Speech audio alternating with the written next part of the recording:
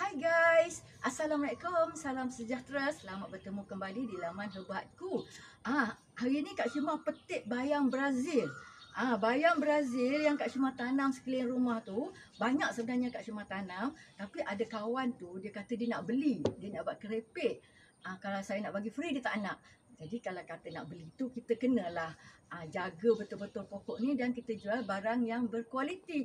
Jadi pokok ni Kak Syima tanam dengan baik, pastikan ianya basah dan seminggu sekali letak baja NPK atau baja daun 15-15-15. Bila dah cantik macam ni, barulah seronok kita jual ya.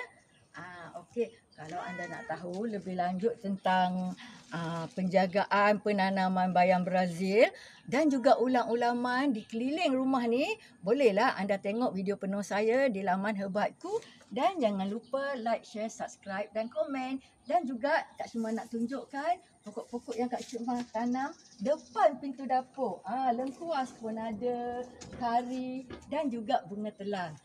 Jangan lupa ya subscribe channel saya. Bye. Assalamualaikum.